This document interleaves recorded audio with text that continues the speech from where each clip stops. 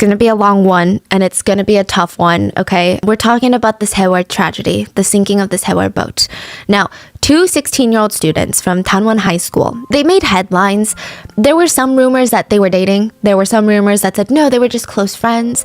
But most of the students that knew both of them personally said they barely knew each other.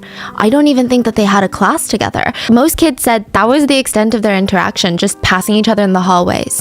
Yet the two of them found each other alone in a room, in a boat, terrified. I mean, they're watching the water starting to pool on the ground, and they didn't know what to do. I'm sure they were frantic. I'm sure that there were a lot of things going on in their minds. I'm sure that they were trying to comfort each other. But eventually, everything goes black. A civilian diver would later find both their bodies alone in that room, and their life jacket cords were still tied together.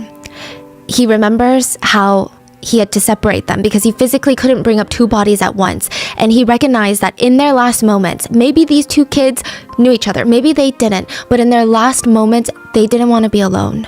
So they tied the strings of their life jackets together till the very end. And he said, I started crying thinking that I didn't want to separate them, but I had to. He said it was one of the hardest rescue dives that he had ever endured in his entire life. He would never forget some of the stuff that was seen. Other students from the same high school, Danwon High School, faced similar fates. A female student was seen throwing a chair at a window, a glass window, and she's hurling this chair with as much force as she can muster. She would go as far back as she could, and then she would throw it with all of her strength, and it would just clunk onto the window and fall back down. She wasn't angry, but there was just pure desperation in her eyes. She could see on the very other side of this window were rescuers. They saw her, she saw them, and they did nothing but stare at her. What? Why? We're going to get into it. I mean, this rescue, I don't even think you can call it a rescue. She realized that these people, these rescuers, they're not here to save her. All the people that she thought would be responsible for her safety, the captain of the boat, the rescue teams from the Korean National Coast Guard, they all abandoned her. They were watching her through the window, and it was very clear to her in her last moments that she was being left to die. Imagine these are the very last realizations that you have in your life. April 16th, 2014, this Haewol ferry capsized off the coast of South Korea. There were 476 passengers. Most of them were high school students around the age of 16 years old from the same high school. They were on their way to Jeju Island when their boat started sinking on one side. And when a giant boat that carries 500 passengers, when it starts sinking, it's not something that goes unnoticed, nor is it something that happens very quickly. Soon, nearby boats and vessels and even countries start giving out lending helping hands. The Japanese Coast Guard asked if South Korea required assistance because they were right there. The U.S. Navy had a massive vessel stationed nearby and offered to rush to the scene to help with rescue efforts. South Korea denied all of their requests. They told news outlets that they had everything under control, that they were operating a full-scale rescue operation, and that majority of the passengers had already been rescued off the boat and they're being rushed to safety. Wow. South Korea told the world, hey, guys, these are our kids, and we're going to do everything to save our kids. But that could not have been further from the truth.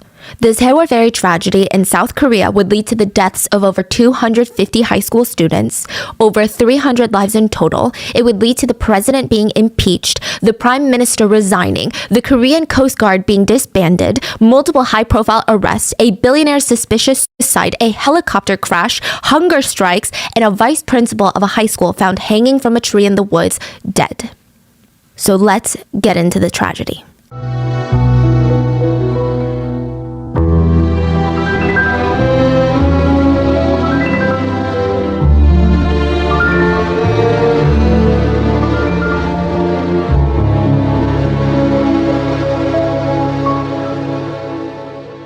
As always, full show notes are available at rottenmangopodcast.com. There's a South Korean news outlet called Newstapa, which you're like, I've never heard of this. I've heard of like SBS and NBC. Newstapa worked closely with the victims' families and their attorneys from the get-go. They had so much information on this tragedy that was being suppressed by mainstream news.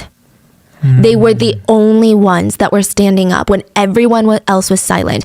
It's estimated and kind of surmised that without them, most of the evidence, most of these testimonies would have been completely lost. They would have never been used. So that was my primary source because they work directly with the families to get the truth out there. And, this isn't just a tragedy, it's a full-scale cover-up with the president, the most powerful person in that country, working with the media. So please go show support to Newstoppa if you can. And with that being said, let's get into it. The parents of Tanwon High School are getting bombarded with calls. Phone calls, text messages, voice memos, pictures are being sent to them. And it was like a parent's worst nightmare. Think about your 16-year-old kid aboard a boat on a school field trip, and they're sending you cryptic text messages like, "Mom, I'm sending you this because I'm scared I might not be able to say it later. But I love you." And you're like, what's going on? You're like on a field trip. Another kid sent, "Hope we can meet again alive." Another student said, "If I've wronged any of you guys, please forgive me." The parents start freaking out, but they're told by their kids that, "Hey, Mom, Dad, the boat is sinking, but rescue efforts are on their way. I think everyone's got it under control. They told us to stay in our cabins and put on our life jackets." Many parents told their kids, "Okay, well, stick with your friends. Don't be alone. Don't wander out alone. And good, that's good. They have everything under control. Just keep calm and do what they say. Do what they say. If you listen to them, everything will be okay." These words will haunt the parents forever. A lot of them couldn't even face living with the guilt because so many children would die from listening to what they said, from listening to what the captain told them to do. The ferry sank April 16th of 2014, but the story starts the day before on April 15th of 2014. So the students at Tanwon High School, this is like their annual trip to Jeju Island. They considered it a rite of passage, like a tradition for everyone. Every single high school student it's the sophomore class. They're so excited for this because for one, their parents aren't going to be there. It's just their class and a couple of teachers. And I mean, just imagine the adrenaline and all this planning that goes into something like this. Any inconvenience that day that would have otherwise bothered the crap out of them, it didn't bother them anymore. I mean, they were waiting in line for hours at the port of Incheon, which is also where the international airport is. So Jeju Island is like the Hawaii of South Korea, and Incheon is actually on the northern side of South Korea. And they would get on a boat, go all the way down the left coast of South Korea, and then get into the ocean, the Yellow Sea a little bit, and then they'll hit a tiny little island called Jeju Island. It is the biggest destination spot for South Koreans. It's beautiful. It's like a cultural mecca. There's so much there's a lot of fun stuff to do there. So these kids are like, yes, Jeju Island. Even when their ferry is delayed for 2.5 hours because of foggy conditions, they're like, that's fine. Are you kidding? Nothing is going to ruin this trip. This is the best trip of my life. It's a 300-mile trip by ferry. It takes 14 hours.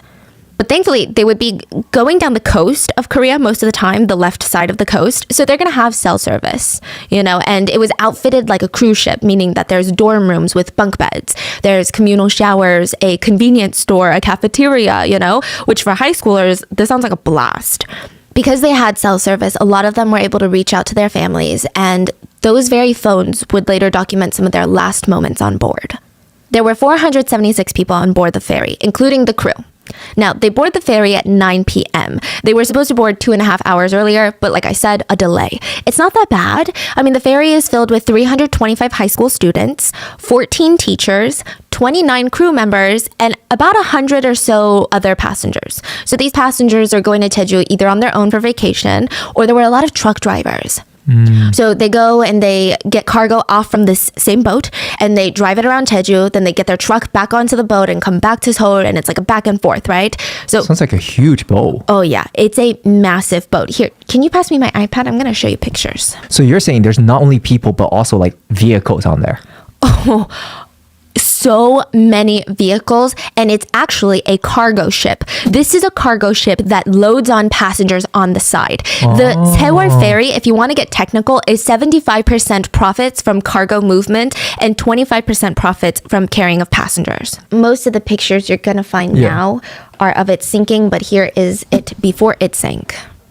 Oh, wow. It's like a cruise ship. Like a cruise ship. Yes, Wow. it's massive. So, I mean, a lot of these truck drivers were not very excited that they got onto the ferry with a bunch of high schoolers, but these same truck drivers would help try and save a lot of these students later. So it's not like the high school bought out the entire ferry, nor was it a ferry that belonged to the school. There's a lot of people on here. So all 476 people, including the crew, they board the ferry and they start their journey. Now, the night of the 15th was pretty calm. Okay, so this is a picture that the kids posted or taken by one of the victims, just of them boarding during the foggy night. And it just looks like they're so excited. And nothing climactic happens, which is good. Dinner is served, there's fireworks that are launched from the deck, and there's pictures of that too. At night, the passengers, they all go to sleep in their cabins. Now, the high school was pretty good about booking rooms on one level for all of the boy students, and then for the girl students upstairs, right? So they had different levels. They all go to sleep around 11-ish, and the next morning, at around 11 a.m., they should be arriving in Jeju Island.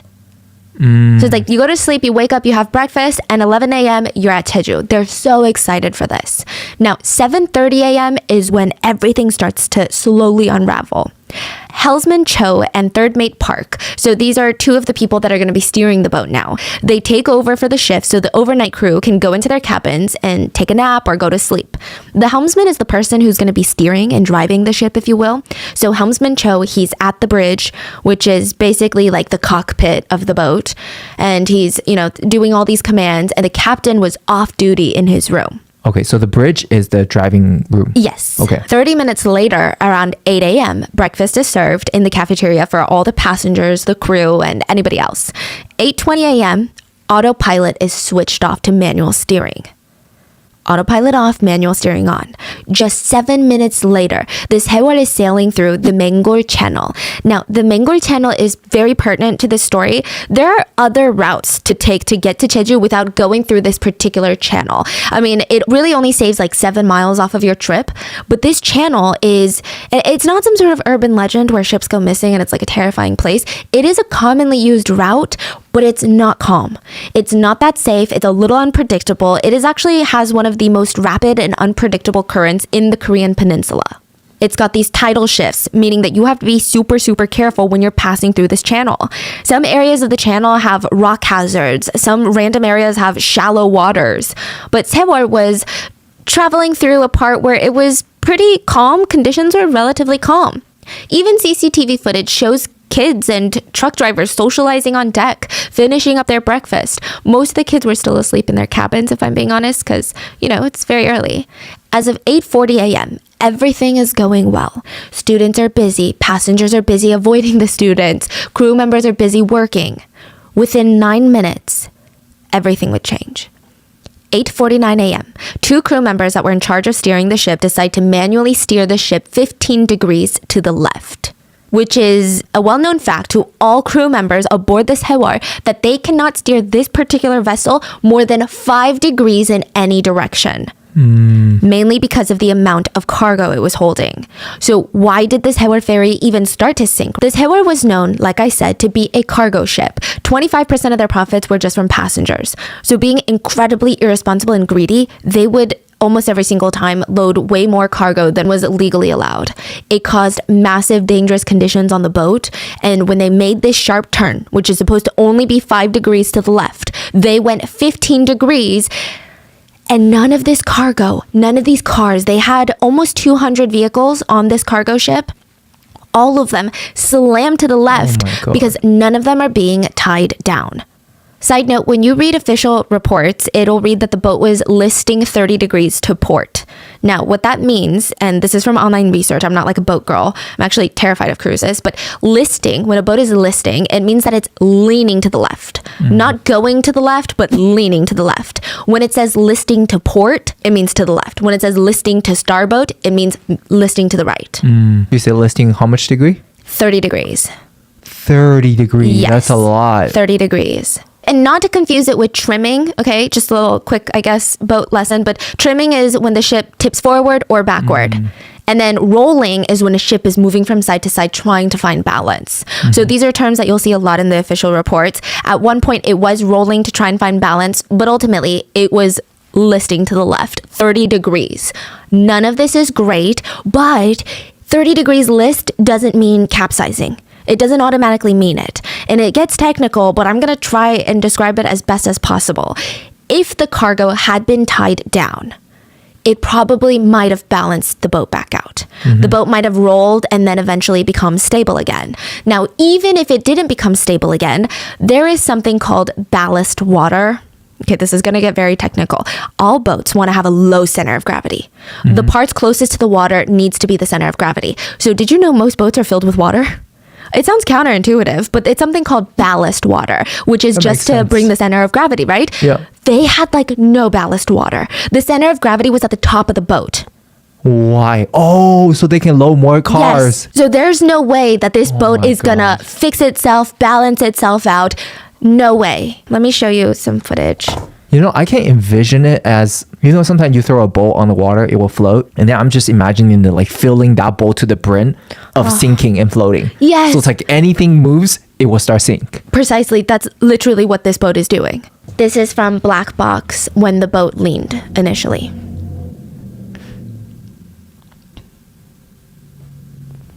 So this is also why it's so pertinent that when you're aboard a boat or a plane, they're tying down all the cargo.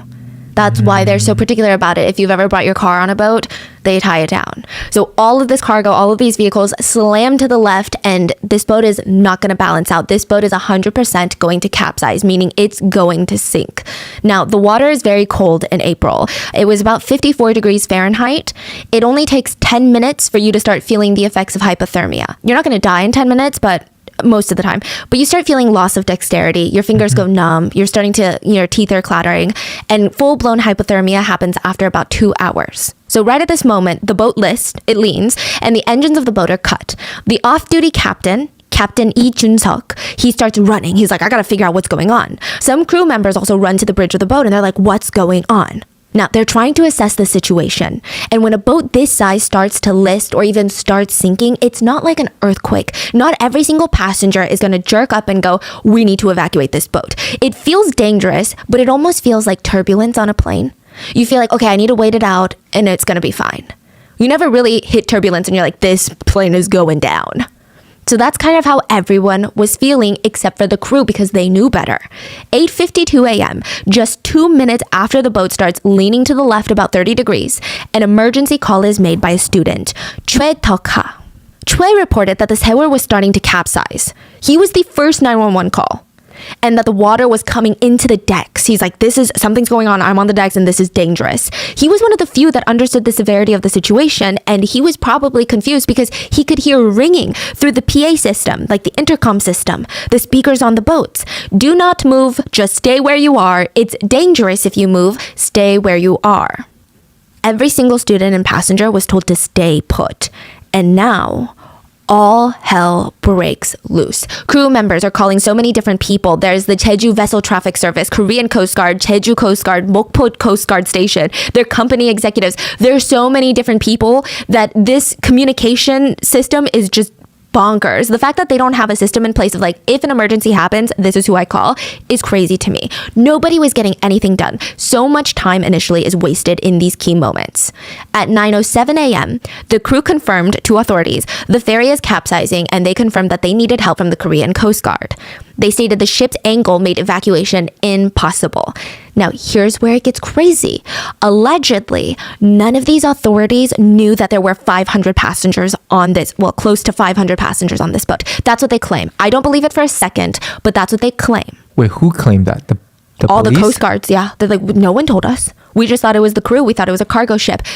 Get out of here, because the Sewol was well known to be a passenger cargo ship.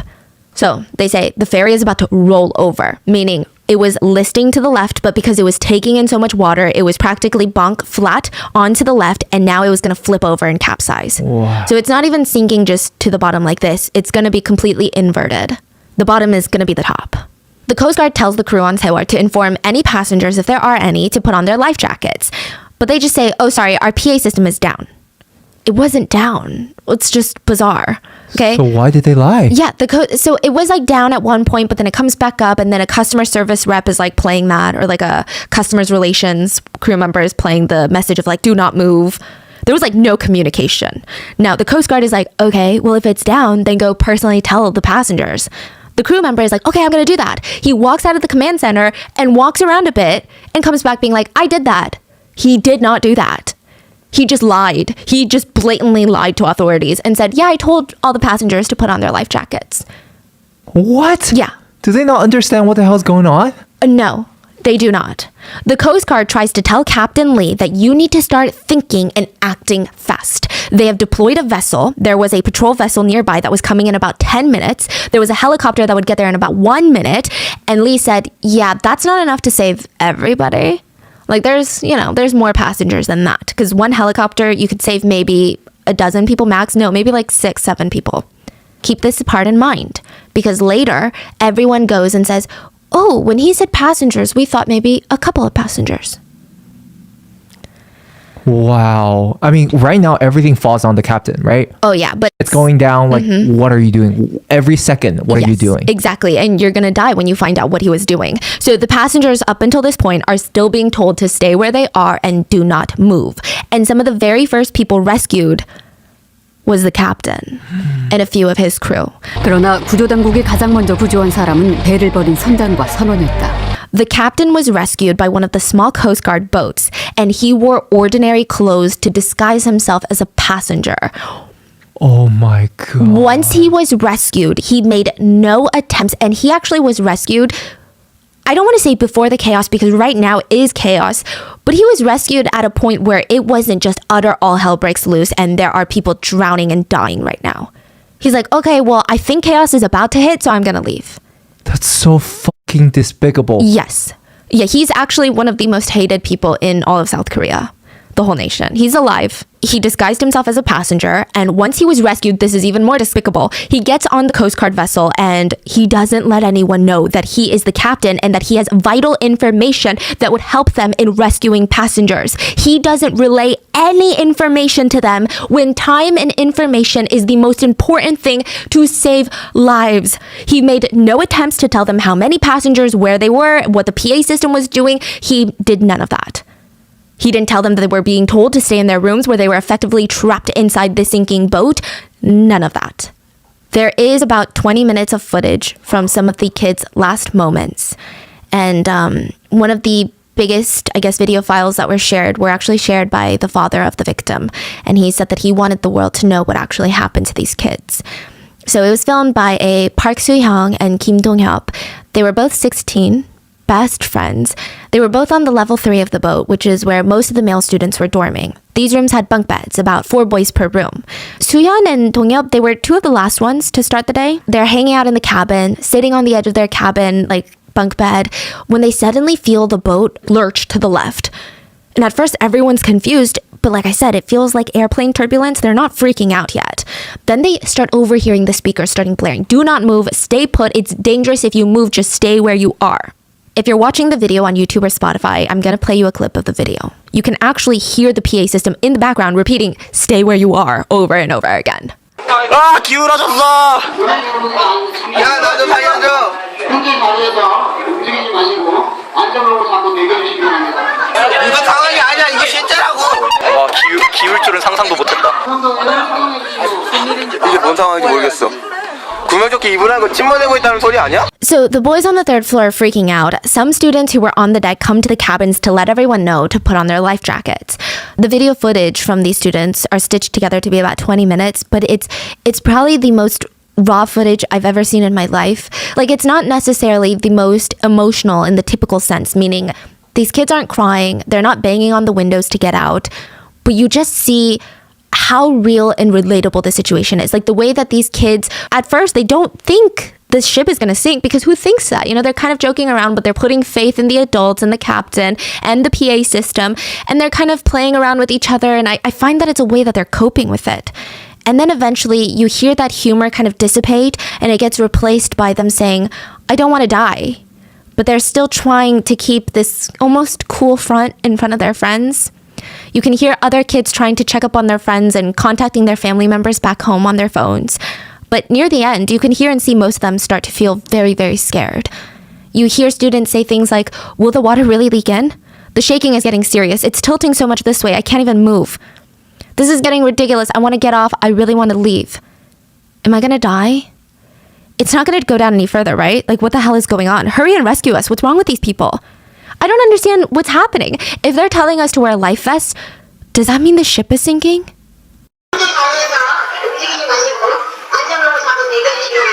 진짜 침대는 안 걸리는 거 장난 아니야.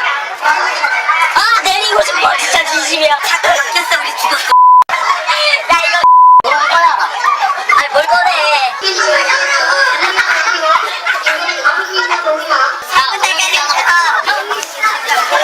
뒤지기 싫어요. 엄마한테 전화해볼까?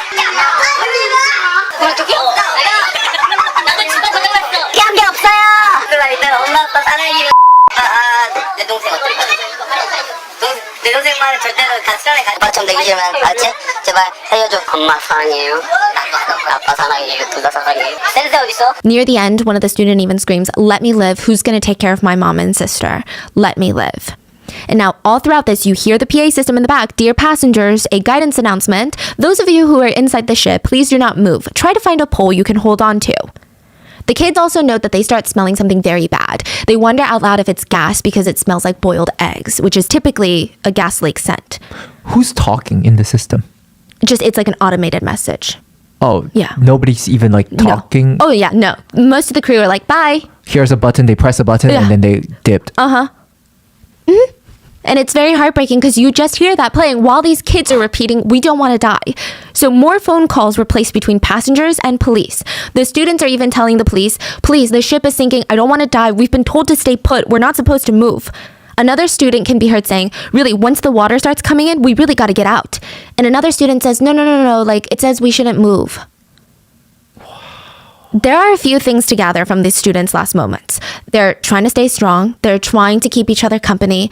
And if you listen and you speak Korean and you listen to the whole clip, a lot of these kids are thinking about their families, or a lot of them are asking, wait, has anybody checked on the girls on the other floor? Or has anyone checked on the teachers? Like trying to see if their friends and even their teachers are okay. Some of them were joking around that this was the Titanic and sang the theme song, which I saw a lot of like old people be like, what's wrong with kids? But that's how they cope. They followed the rules. They followed the advice of the adults who they believed were doing the right thing, so they stayed put.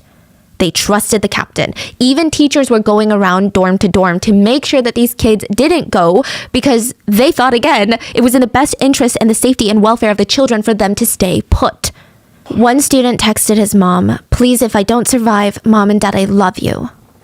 Another one texted his parents, "Mom, Dad, younger sister, I love you guys so much, and please don't ever let my little sister go on a school trip ever." These are some of the kids' last words. So, key points. They're told to stay in their cabin. They're told not to evacuate or come to the deck.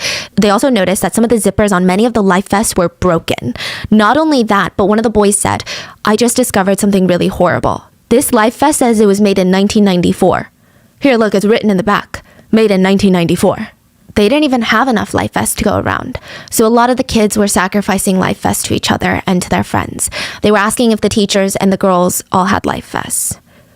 The videos were captured on Kim Dong-hyup's phone, and he would not make it out alive. So while this is the situation inside the boat, mainstream media at the same time, like imagine this is happening at the same time. Please, just the irony of all of this. Mainstream media starts reporting that all passengers have been rescued. It sounds stranger than fiction. I don't even know how to explain to you what they thought that they were going to get out of this, what the politicians thought was going to happen when this all came out to be lies and false. But it's insane. If this happened in a movie, it'd be unbelievable. There were reports that all passengers were rescued. Danwon High School parents let out a sigh of relief. Oh my God, okay.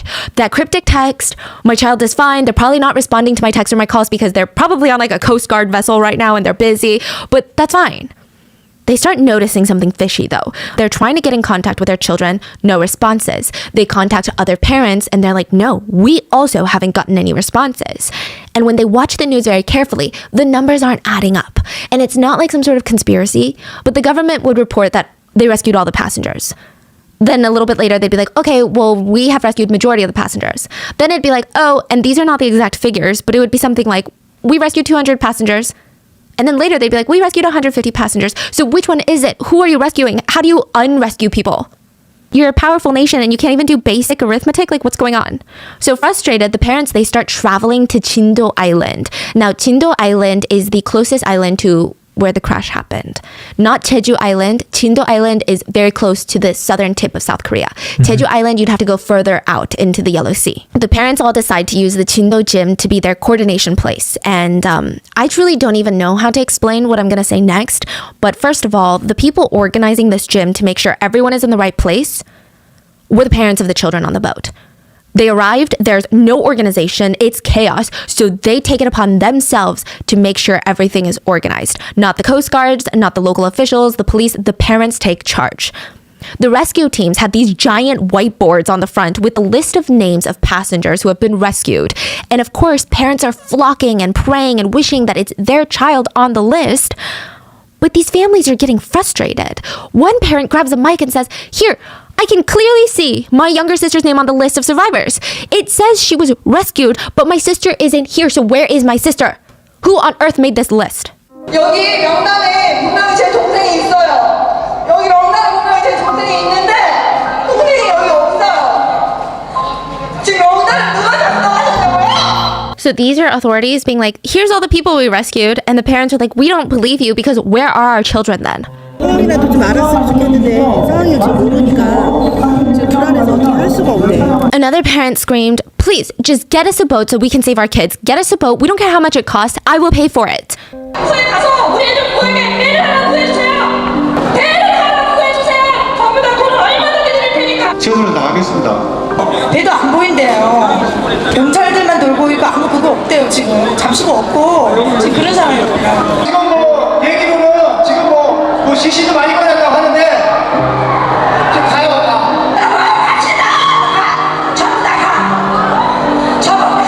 Another one said, I feel like the parents, including myself, are here waiting for our children to die. We want an answer from the person in charge. Why are orders not going through and nothing's being done? You guys are clearly lying and kicking responsibility to others. Another parent screams, let's all go together. Let's all go together. The parents are rushed to the harbor, and to show you how they still had this unfailing hope of a parent, they all grabbed blankets on the way out. They said when their kid gets saved, they want to make sure that they have something to keep them warm. They all go to the harbor and they wait. There's nothing that they can do. Side note, police were lined up at the edge of the harbor to prevent family members from going into the water, whether to try and rescue a kid or to in a desperate attempt.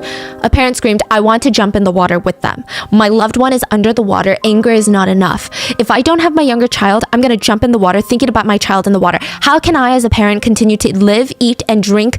I hate myself. Someone near a mom tried to put one of the blankets on one of the moms because it was so cold, and she cried, what good is it staying warm when the kids are freezing out there? They're freezing. What good is it for us to stay warm? Not a single government official was at that harbor. Nobody responded to the family's frustrations or questions. 헬기 땄다길래 난 구조되는 줄 알았어 언니. 우리만 따뜻하면 뭐하냐고요. 애들이 추운데 우리만 따뜻하면 뭐하냐고. Wait, this is nighttime? Yeah, It's been a day? it's been a day. We're gonna go back into the rescue. Just you wait. Oh my god.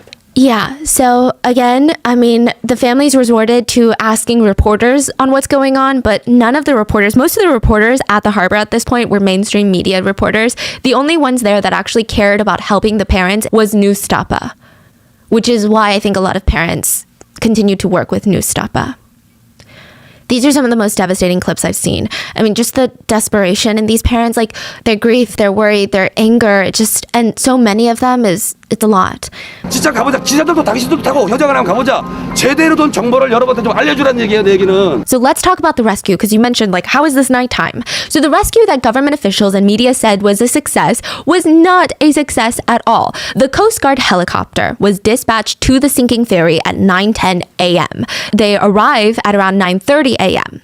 2 rescuers come down and rescue 6 passengers via helicopter. And these passengers were, like, on the deck. So they're, like, waving. They're visible. They're outside. Now, at 9:32, the helicopter starts communicating with the Blue House. And the Blue House is like the White House. And they keep asking, is the situation serious? The helicopter says, the ferry is tilted and currently being flooded. It hasn't sunken yet. Can you please send over a video? Now, this is being heavily criticized because time is of the essence. Such an urgent incident is taking place. And really, I don't know what to say because it casually feels like the Blue House is saying, pics or it didn't happen. And sure, maybe videos can help them get a better understanding of what's going on, but if this is the government responsible for running a literal company, they better be more competent than this. They keep calling back to the helicopter, not giving commands, not doing a full-scale command center operation, but going, did you send the videos yet? Just nonstop, over and over and over again, wasting time asking for videos. And what's even crazier is that the helicopter is like, well, we didn't want to take any videos in case it gets leaked. But the Blue House is like, it's fine, text it to my phone. What? Here, there's footage. 지금 현재 일단 배가 좀 기울어서 침수 중이고 아직 침몰은 안 됐고요. 어디 저기 카메라 나오는 건 없죠? 네, 아직 없습니다. 알겠습니다. 바로 연락 주세요. 예. 현지 영상 있습니까? 혹시 나오죠? 현지 영상 볼 수 있는 거 있습니까? 본인 내 외부로 나갈 때 아마 안 올 건데 이게 그러면 제가 보고 때문에 그런데 영상이랑 방식을 핸드폰에 보여주십니까? The Blue House is basically like, okay, well, we're going to hang up. Just call us back when you get the footage. Oh, this is like the smallest thing the Blue House messes up. So just you wait. I mean, a president was indirectly impeached because of this incident. So soon after this, the Coast Guard patrol vessel 123 arrives at the ferry. They throw over a raft and they head to the ferry to start their little rescue. Just anytime I say rescue, don't think of it as a rescue. Think of it in quotations because it's just a bunch of people acting busy. The first people to step into this rescue raft are the captain and crew members. Not all, but a few. They're like, I'm out. Yeah, they're like, bye. They have abandoned the ship. But then so does the Coast Guard. The Coast Guard, the vessel, distances itself from the ferry and they try not to enter the ferry, get close to the ferry. They don't try anything. Meanwhile, there's about 3 helicopters that are just circulating, that are just loitering the area, watching. What's the deal? What's the problem then? No one's giving them any commands. So they're all clueless on what the hell's going on. Yeah. And the captain is like just staying silent. Yeah. And then the Blue House is like, well, we can't tell you what to do unless we get a clear HD 4K video. And then all these other authorities like the Coast Guard, the Mokpo Coast Guard, the Chindo authorities, they're like, well, we don't know what to do. Have you tried calling the Blue House? Wow. So everyone's just waiting around. And what's crazy is that there was a US Navy vessel that was nearby that rushed to the scene and they're like, hey, we can help. And the US Navy is so equipped. This vessel had 100 Marines on there. 100 Marines. South Korea was like, it's fine. We're waiting on a video. The government shut them down? Yeah, the government was like, it's fine. We're handling it. Oh my God. I'm going on a little side note, but another rant. The US vessel, the Navy vessel, actually had helicopters on the vessel and they had launch pads. So basically, they didn't have to go back to land to bring survivors. They could just go back and forth to their vessel that's parked very close to the sinking ferry so they could save an insane number of survivors. 1 or 2 helicopters could just do nonstop back and forth in such short time. We're going to dive into the US Navy later because there's a lot of stuff there. Now, anyways, these are not leisure helicopters either. The helicopters that are circulating the ferry are Coast Guard helicopters and they make no additional efforts. So they saved 6 people initially. That's it. They make no additional efforts to rescue anyone. They later claim that they had no idea that there were passengers inside. They thought the rescue was over and they were just surveilling the sinking of the ferry. To sum it up, the rescue teams were just rescuing anyone that comes to the deck where you can visibly see them, but every single passenger was told to stay in their cabins. Oh my God. I cannot even imagine what that captain was going through at that moment. But we can't even imagine it because I don't think any of us have such little empathy for human life. Yeah, like when he got out, does he think that all the kids are going to come onto the deck eventually? Or does he he's think like the Coast Guard's going to break in? Yeah, is he knowingly making a decision? It's like, whatever, I just got to save myself. Let them die. Okay, my speculation is probably the last one because I imagine if rescue efforts were made, he would be the last one rescued because that's kind of how it is in maritime communities. But maybe he thought there is a bigger chance he might die. Because I don't know what he was thinking, genuinely. I can't even guess. No one is saving anyone unless they're visibly out on the deck, like waving their arms around in these bright red life jackets. Like I said, the problem is nobody was told to come out onto the deck. The helicopters again claim that they had no reason to believe that there were passengers inside. One helicopter Coast Guard officer, even during an interview, complains, rescue's hard. Because you tell a person that you're rescuing to watch their step, and they don't watch their step, even if you tell them to. 옆에서 말을 해도 하물며 보통 올라갈 때 조심하라고 자세 차랍니다. 아니 그거는 알겠는데 그 사람들 상황은 아닌데 지금 국토위원회로 구조를 하시는 입장에서는 확인해야 되는 인구 같은 게 아닌가. 제가 물어본 것 같아. 근데 답변이 없죠. And New Step is like, that's not that's not the point here. That's not what we're talking about. We're talking about the fact that you circled around the sinking ferry and made no attempts to save anyone. They're like, we didn't know there was anyone to save. It's like, why would you even bring that up? It's so bizarre. Nobody asked. Now, the annoying part is the helicopters that are circulating were talking separately with the Blue House. The giant vessel from the Coast Guard was speaking separately with the Blue House as well as the Coast Guard. There was no coordination. It seemed like everything was all hell breaks loose. Nobody knows what they're doing. Blue House is still asking for videos, and the only people that do something to save human lives. Do you see all these little boats? Those are civilian boats and fishermen. No way. They are the ones that took action. They are risking their lives, pulling up straight next to this capsizing, ginormous ferry. And it's very dangerous to get that close to a boat that's capsizing, especially with boats like this. And they're pulling people out of the water. One of the fishermen, Hyun, in the blue boat, he said he saw the boat listing to one side from afar, and he realized that it wasn't balancing itself back out. So he rushes over, he starts rescuing passengers that were jumping into the cold water, and he said it was hell. It was agonizing. There were a lot of people, not enough boats. The people in the water are yelling for help. The ferry was sinking fast. He said he had no idea of how many people he saved, but he was told he saved about 25 people. He said, but I don't know for sure. The people that were trapped inside the ferry couldn't come out. They were just trapped inside the ferry. If everyone was saved, maybe I would feel proud of myself. But there's grieving parents out there, so how can I feel proud? Even though he's one of the civilians saving passengers while the Coast Guard is doing nothing, he lives with guilt for not saving everyone. What's frustrating is when the ferry starts to list, if the captain had ordered everyone to put on a life jacket and get to the dock where they're visible, the likelihood of every single person surviving was incredibly high. The amount of vessels nearby, not just civilian boats and fishermen, but the Coast Guard ships, the US Navy vessels, I mean, the resources of that US Navy vessels, like I said, multiple helicopters, landing decks of the helicopters, over 1,000 Marines ready to assist in air, sea rescue. 1,000? 1,000, sorry, did I say 100? You say 100. 1,000. 1,000 Marines. That's how big the US Navy vessel was. Wow. 1,000 Marines. And I know I'm American, so it might not mean anything because it's just patriotism. But if I'm in the water somewhere, I want these Marines to save me. And America and Korea are on really good terms, so I don't know why they declined for help. But a lot of people think it's President Park was known to have a big ego and was very, very self-conscious about international relations, but not in the way that you want your president to be. Not in the way of like, oh, of course we want good international relations, but wanted to look good is all she cared about. So the US Navy vessel just loitered around waiting to be used at any given moment. They're like waiting to be called in because, you know, it'd be a shit show if they just went in there. But the call never came. The rescue could have been so successful, and these Marines are specifically trained in air-sea rescue. No way. The Korean Coast Guard, they were more like patrol people. They patrol to make sure that there's no illegal fishermen from other countries fishing in their seas. Most of the Korean Coast Guard was on a job to look for illegal Chinese fishermen, literally. That was their job. So the US Navy, why were they not used? I still don't understand. So one thing that you notice that's a problem is that all of these officials who get paid by the state, by government tax dollars that the civilians pay, they don't want to be the ones to make the call. They don't want to be the ones held accountable. So everyone keeps pushing responsibility onto each other. And that's what resulted in so many of these different vessels and helicopters just waiting around while people are dying. But there are heroes in this story. So do you remember the first emergency call made was by a student, Choi? Mm-hmm.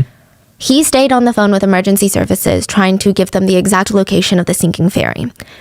So then they should know there's kids in there. Yeah, exactly. He tried to give the exact location because, again, I don't know why this was such a problem. I don't know how they didn't know where the exact location was. But remember the 2.5 hour delay? I guess they were thinking the boat was closer to Jeju because they didn't factor in the delay. But they were closer to Jindo Island, so it was a mess.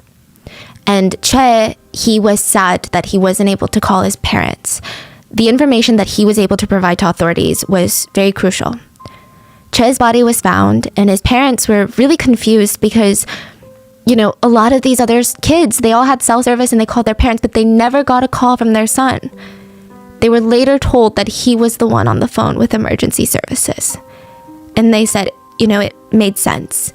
We're just so proud of him, and we think that God brought our boy into this world for this purpose, to try and save people. While Captain Lee and a few of the other crew members escaped, there were some crew members who refused. Park Ji-yeon, Chung Hyun-sun, and Kim Gi-won. They stayed aboard the ferry to help the students. All three went down with the sinking boat. Park Ji-young was the youngest part-time worker of the crew. She was just 22 years old. I mean, she's barely older than these high school students. 2 years prior to this, her father passed away and her mom didn't have enough money. So she dropped out of school and started working. She was one of the first to have an easy escape. She was like near the dock. She could hear the kids though, and the PA system was still telling them to stay put. So she runs to the ship, took off her life jacket, gave it to a younger kid nearby who didn't have one. And like I said, she's basically a kid herself. She starts stumbling, running as fast as she can through the halls and yells for the students to evacuate. She's handing out life jackets. She tells them to jump ship. She guides some 50 students to the civilian fishing boats who lift them out of the water and into the boat. One survivor remembers grabbing Park's arm and saying, okay, just come jump in the water with us. Like, you don't have a life jacket, but I'm gonna hold your arm. And she said, after saving you guys, after saving the rest of them, I'll get out. Crew goes at last. And then she just disappeared again to save more kids. She kept going, and the last time someone saw her alive was going deeper into the water where it was already chest level to see if there were more students. Her body was later found floating face down. Still no life jacket. Even in her last moments, she never wore one because there wasn't enough life jackets for both passenger and crew. Two other crewmates, Chung Hyun-sun and Kim Gi-won, they refused to escape with cowards. They wanted to save the kids. Chung and Kim also could have been very easily rescued, but they decided to go back down and help the children. They were both 28, and they were actually getting married later that year to each other. Their bodies were later found as well, and they had spent their last moments saving children. These three part-time crew members would formally be recognized by the government as national martyrs. Because it was just such a stark contrast to the captain and the crew, most of the crew, who were among the first to abandon the ship. Young Dae-hong was another crew member that went down with the ship. He's 45 years old, and he called his wife, and he told her, this is where you need to find the savings for our teenage son's college tuition, okay? And when she tried to plead with him, he told her, I love you, but I can't talk. I have to go save the kids. His body was found a month later, and his face was unrecognizable, and there was a walkie-talkie found near him. Soo-young was a young teacher, and it was her second year teaching at Tanwon High. She was very young, and it was her first year on the school field trip. When the boat started sinking, she texted her mom, Mom, the ship is sinking. Her mom called her and was like, hurry, put on a life vest, and she responded calmly, Mom, the students are all wearing life vests, indicating there weren't any more for her. She texted her boyfriend after this and said, I'm sorry, there's no more life vest. Thank you, and I love you. And he calls her and she says, I can't, I'm sorry, my battery is low and some of the students still need to call their parents. Her last words were, I love you, thank you, to her boyfriend. Another teacher was Ko Chang-suk, and Mr. Ko was a PE teacher. Oh my god, this picture. This is the PE teacher. He was a PE teacher for the last decade, and at his old job before he got to Tanwon, there was actually a fire in the school, and he was given like an award by the school because he ran in head on into the fire to save students from the burning fire. He also went down, and there was no question what he was going to do. He was going to save the kids. He left behind a loving wife and 2 sons. His body actually wouldn't be recovered until 3 years after the incident. There was a memorial service held for him, and a student came and said, Mr. Ko could have escaped early, but he stayed to take care of us until the very end. So these are all heroes, and it's not really a heartwarming story though, where you feel good in the end. You're like, yes, the hero won, because nobody wins. There's like way too many villains in this one to even get close to the number of heroes. There's another story though on the boat where a 6-year-old girl, this reminds me of Itaewon, but a 6-year-old girl was there with her parents and her 7-year-old brother. So they were part of the passengers that were going on vacation to Jeju. She was passed one by one from adults to the water to one of the fishermen's boats. All the way. Her parents and her 7-year-old brother would all perish. Everyone worked to get this girl to safety, and she would be the youngest survivor of Sewol. Now, civilians were the only hope for these children because the government, the authorities, they were doing nothing. Like I said, most of these boats saving these people are civilians, fishermen, commercial fishermen, just regular citizens, not government workers. But many civilian divers who saw the news said they were gearing up to volunteer as rescuers. These are like professional divers who have been doing this that want to volunteer to save these kids, right? They know the dangers. They're gearing up, they're coming from Seoul and all these places. But then the news starts flooding that everyone has been rescued. So they're like, oh, okay, I guess I don't have to go? Like, why would I go into the water if everyone's already rescued out of the water? And it wasn't until hours later there were these like rumors and these kind of like fishy things that these volunteer divers were even picking up on. Because, you know, these are people who know how to dive, and the way that the news was reporting these rescues just didn't sound right. So they're like, why don't I just head to Chindo Island and see what's going on? Maybe they need me, maybe they don't. I mean, at least I can try, right? So many precious hours were lost because these civilian divers didn't go at the time because, I mean, nobody's blaming the civilian divers here. They're risking their lives to save others. But the fact that they thought everyone had been rescued, it's just so frustrating how grossly mishandled this was. Many of the civilian divers, they volunteered and they started arriving at around 4 p.m. that day. The boat started sinking at like 9 a.m. They got there around 4 p.m. and they were told to report to a command ship of the Coast Guard that was stationed near the ferry. So these volunteer divers, they don't come to play. They're suiting up, gearing up, mentally preparing themselves. But the Coast Guard is not letting them do their jobs. One of the civilian divers said it was bizarre. I was being walked around this Coast Guard vessel. Like, come here, let me introduce you to my colleague. Oh, and this is my captain here. Oh, and then this is my senior colleague. What did you say your name was? How long have you guys been diving? Yeah, oh, that's cool. Oh, you know, my colleague is from that area. Do you want to come to the cafeteria? They prepared ramen. This is not an exaggeration. The rescue diver said they prepared ramen and he was so disgusted. He just didn't understand. He saw some of the top dogs aboard this command ship. 2-star Navy officers, chief of the Coast Guard, chief of the West Coast Coast Guard, the chief of the Mokpo Coast Guard, fancy suits and shoes, tip-tapping away on their laptops. Wait, I'm confused. Like they're not sending people down the water? No. That's what they're doing, just tip-tapping on their laptops. The ramen was even brought into the conference room for these chiefs to eat, and the diver that was interviewed said he wished he could have recorded the video of these chiefs just digging into these noodles like pigs. They said they ate the ramen noodles, had a meeting for 5 minutes, and then the chiefs were like, well, we got other places to be, so bye. He was sickened to see that the chief of the West Coast Guard went to a press conference like immediately after this, the whole ramen debacle, in his uniform with all of his badges and stated, as of today, 164 vessels, 24 aircraft, 178 special rescue workers are doing our best in conducting a search of the area. The civilian diver had no words. Just no words. But he's not alone. Many of the civilian divers came forward anonymously later to say that the Coast Guard would not let them do their job. And it wasn't even a job, they're volunteering. Just wouldn't let them do it. It was just nonstop like, oh, come meet my colleague. Oh, are you sure that's up to code? Your diving suit? Are you sure? What is it made out of? They're like, what is your deal? Let us go save some children right now. So the parents, now remember how the parents wanted to rent a boat to go out to sea for themselves and to save their children. Well, the very first day, a group of the parents do rent a boat and they go to report back to the others what's going on. And one dad screamed, they told us civilians can enter the water, but the Coast Guard can't. What is this? What? They're basically saying, oh, you want to dive in and get your kid? Dive in and get your kid, but we can't. He's screaming, what is this? What is this? The civilian diver, one of the civilian rescue divers, had volunteered to go on the boat with them. And he was explaining, like, with these conditions, the Coast Guard should be going in. The conditions are calm. This is like optimal rescue conditions right now. Earlier that day, civilian fishermen were trying to break windows to save people, but the Coast Guard said, no, we can't do that. So they can't break windows, they can't go into the ferry before it sinks to save people, and now that part of the ferry is sunken, they can't try to rescue people by diving, they can't do anything. What are you doing? Why do you exist? Why do you have a job? A reporter asked a parent who saw the ferry sinking and said, and what are the Coast Guard doing right now? And he says, as of right now, there is nothing they're doing. April 16th was the morning the boat started listing, okay? Now, at 10:52, reporters went out to the scene and still nothing was being done. 10:52 p.m. A whole day had passed. Like 14 hours later? Yeah, and nothing was being done. Let me show you how calm the waters were. You're saying 14 hours later the boat's still sinking? Yeah, it's still actively sinking.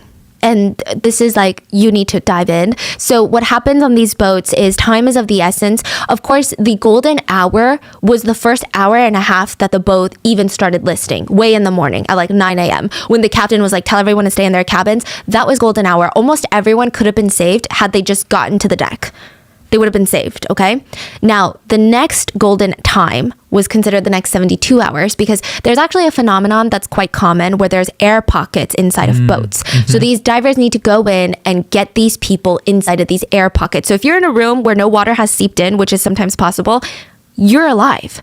You have about 72 hours. So these divers need to get down there and hope that there's a lot of air pockets. Yeah. Even there, if there's one person, they That's should be doing everything. Yes. This is how still and calm the water was. Do you see how it's dark? Where are all the Coast Guard vessels? Where are the divers? They should be lit up like a command center. They should be lit up like the 4th of July. This is what it looked like. It's the most peaceful water. There's no waves really. Nothing. No one's out there. During press conferences, the Coast Guard made it seem like it is pure chaos out there with our rescue efforts. We've got how many ships, how many people? Oh, you guys, South Korea, just you wait. Coast Guard's got you. This is what it looked like. They said the water was as calm as a lake. There wasn't a single wave, but nothing was being done. You could still see the ferry. It hadn't fully capsized yet. There were no rescue efforts. I mean, imagine the anger of the parents seeing that and they can't do anything for their children. They were yelling at their boat to the Coast Guard, do something. They screamed, they're alive, you have to rescue them. The Coast Guard never responded. All they did was circle the Sewol ferry over and over. What's their excuses now? They said that they had to survey the area. That's the thing that they constantly say in this whole tragedy is they needed to survey the conditions. They needed to make sure they could go in. I don't get it. Who's in charge? I'm so confused about this. Every Coast Guard official is saying a different thing, but all of them have the same message of we're doing everything we can, but nobody's doing anything.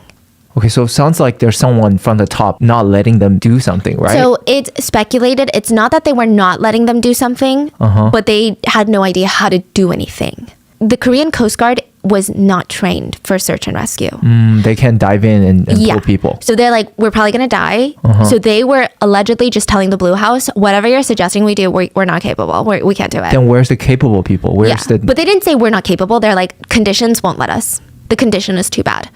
The condition is too bad. So then I don't think South Korea would then go to the US and be like, hey, the condition is too bad. Y'all get in there. A lot of these politicians, it was like a balancing game. They want help, but their reputations depend on them not asking for help. Whether it's from different departments in Korea, whether it's civilian rescue divers, whether it's the US Navy, they did not want to ask for help. But they themselves did not have the competency to do the search and rescue, but they couldn't admit to that. So they're all just shifting blame around. So for President Park, I imagine it's embarrassing that you don't have a team of qualified people to do search and rescue. Wow. In your whole nation. Imagine the US Navy f***ed up this bad. You don't think America would be like, I guess we're not a cool, powerful nation. I guess we're ass. It's just a lot of reputation control, and none of these Coast Guard officials wanted to be the one to do it. Because there's 5 different Coast Guards. That's another huge problem. It's not just US Navy. Okay. Because then you have a top dog that's okay, well, if the president doesn't want to do anything, I gotta at least do something, right? But there's the Mokpo Coast Guard, the Coast Guard of the West Coast, the regular Coast Guard. There's so many people involved that they're well, let's just see if they do something. Because we don't want to because what if we do it and we f it up? Then it's on us. So we just wait. They want to do something, they can do it. So they're all bystanders. They're all bystanders. They care more about their reputation and their careers. Yeah, the parents are screaming, what are you doing? You need to do something, get in the water. And they even screamed, I'm not saying this is easy work, but you need to at least show that you're trying. There are survivors in that ship. What is wrong with you? It's so heartbreaking because a dad on the boat tries to jump into the water and everyone tries to stop him. And what's crazy about this is that the Coast Guard official documents report that they were doing underwater rescue efforts at that exact time that the parents are out there watching them. There was no such thing. So how do your reports say that you were doing intensive underwater rescue? They stated that they did rescue all night long, but all they did was get on a little boat and circle the capsizing ferry. At one point, one of the Coast Guards drives up close to it and just knocks on the ferry. It's a parent who saw that said, I can't believe I was inches away from my child and all I could do is helplessly watch him die. So the parents, the reporters on this boat that saw this, they saw the discrepancy of no actual rescue efforts being done. They recorded videos of it, sent it to all the major news network. So the reporters on there were a lot of trusted reporters by parents. Did you know at first the parents were allowed a boat out there by the Coast Guard and it was filled to the brim with mainstream media news reporters? There wasn't enough room for parents. The parents forcibly kicked them out, but just the disgust that these media reporters were like, well, I know that we said 2 seconds ago that we already rescued everyone, but can I go take some more pictures out there? So their trusted reporters went out with them and they sent all of these videos to mainstream major news networks. Not a single one of them aired it. Not a single one of them Why? talked about the discrepancy because they were under President Park. President Park was known as a very, very fascinating woman who loved to bully reporters and mainstream news medias. That was her thing. So they're like, this makes her look bad, so we can't post it? Yeah, because then we're going to be on her list. That was the very first day and night of rescue efforts. That's all they did. Nothing. I mean, they did nothing. The next day, April 17th, it doesn't get any better. There is still no control tower, no organized operation. Nobody has one person that they're really reporting to. Even the president, President Park, she was MIA for 7 hours, the first 7 hours of the incident. She was nowhere to be found. We're going to get to it later. So the president and the prime minister, they visit the area in Jindo Island where the parents are gathered. Apparently, a boatload of politicians, lawmakers, and parents had gone out on a boat to go visit the Coast Guard. And parents were disgusted.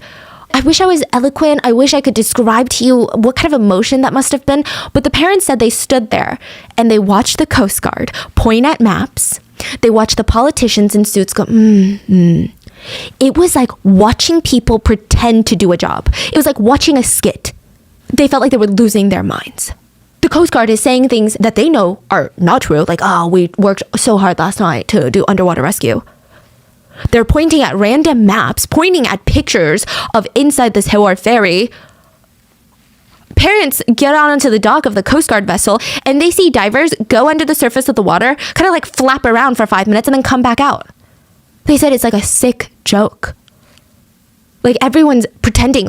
I imagine I would want to shake someone by their shoulders. Hello? Can you wake up? There's people dying. The parents decide that they can't trust anyone, so they start their own task forces and have coordinated group chats to relay information in a clean and orderly fashion. They were more informed than the Coast Guard. One parent actually confronts a government official who tells him, we were doing rescues all night. The parent gets in his face and says, stop lying and manipulating the news and tell me, look me in the eye and tell me you were doing rescues all night. The government official seems shocked and tries to grab his phone and call someone we were. The government officials actually seem shocked that the parents have such up-to-date information. I guess they didn't think that the parents would be that coordinated. Parents would call them out for every single discrepancy and they were shocked. And every single one of them has the same reaction. They're saying something so confidently. We rescued this many people. Oh, this is what we've been doing. The parent confronts them with their lies. They all grab their phone and call someone. One of the parents literally goes, why are you lying to me? We have our parents on a boat out there. I just talked to them. That is a blatant lie. The government official goes, and they were at the Coast Guard boat? Oh, and he grabs his phone. Oh, yeah, 여보세요. Despicable. Yeah, despicable. I mean...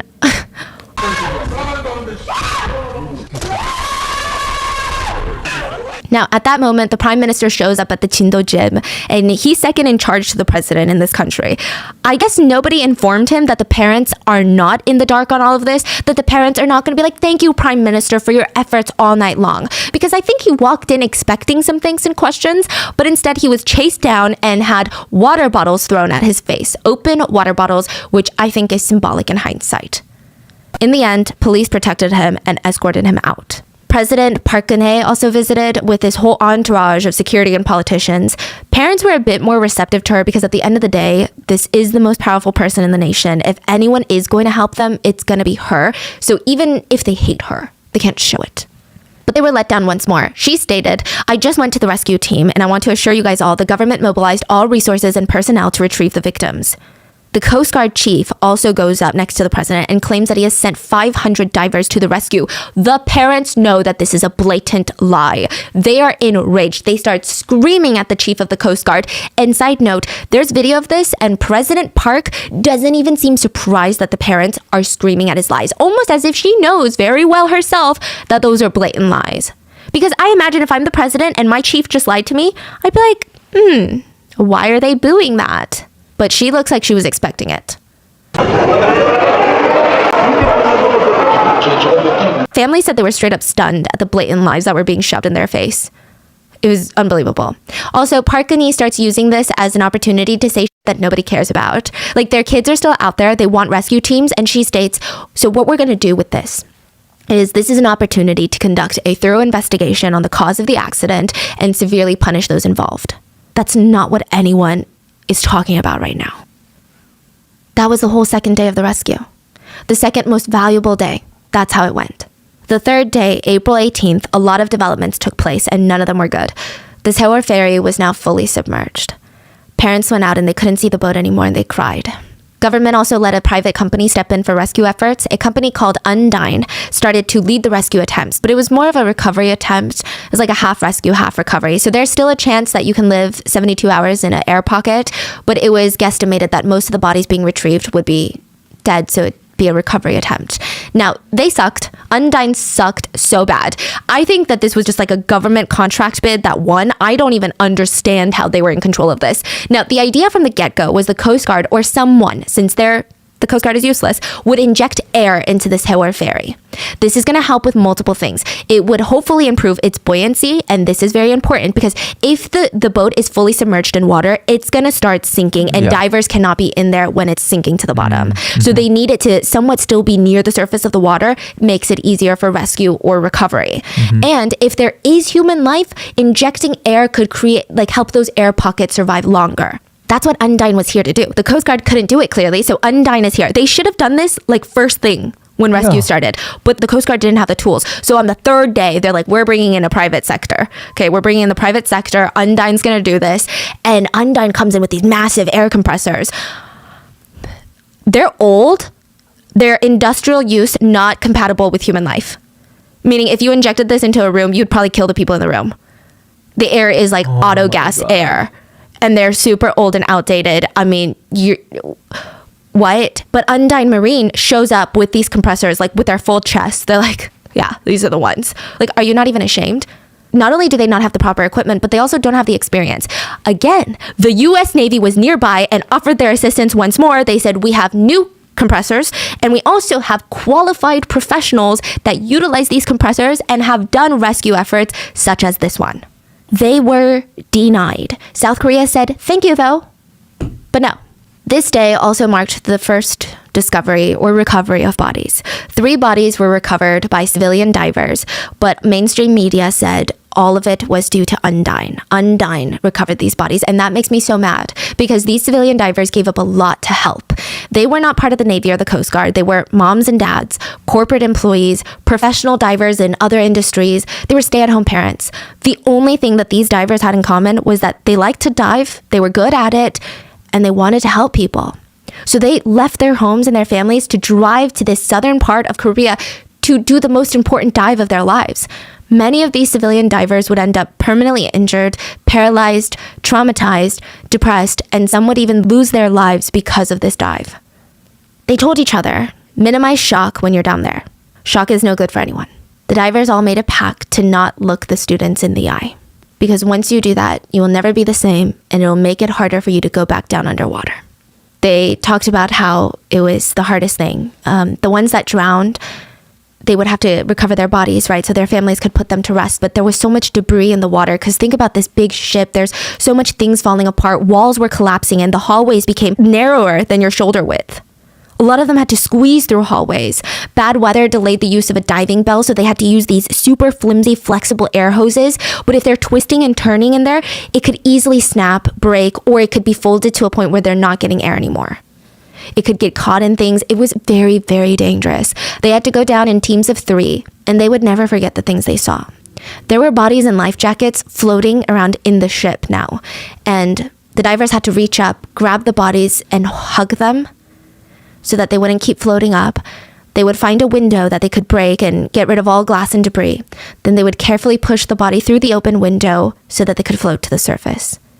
If a body was found without a life jacket, 2 divers. One diver would have to wrap their arms around this dead body, and the second diver would have to pull them through a rope to the surface. The divers said they found many of the students hugging each other, holding each other, or tied together. They said how hard it must have been for those kids. With the cold water rushing in and the darkness coming over them, I thought to myself, why did I even offer to volunteer with this if I can't even save one life? Most of the students had broken fingers. They tried till their very last moment to break the doors or windows to escape, breaking their fingers in the process. After seeing this, a lot of divers would never be the same. Kim Sang-ul, one of the civilian divers, said he was at home when he watched the news and his diver buddies called him up and was like, you need to get here now. We need to save some kids. So he drove hours from his house in Seoul to the southern coast. He spent 2 months away from his family, risking his life to squeeze into these small openings, these dangerous conditions, to find bodies. They worked in 3-hour shifts.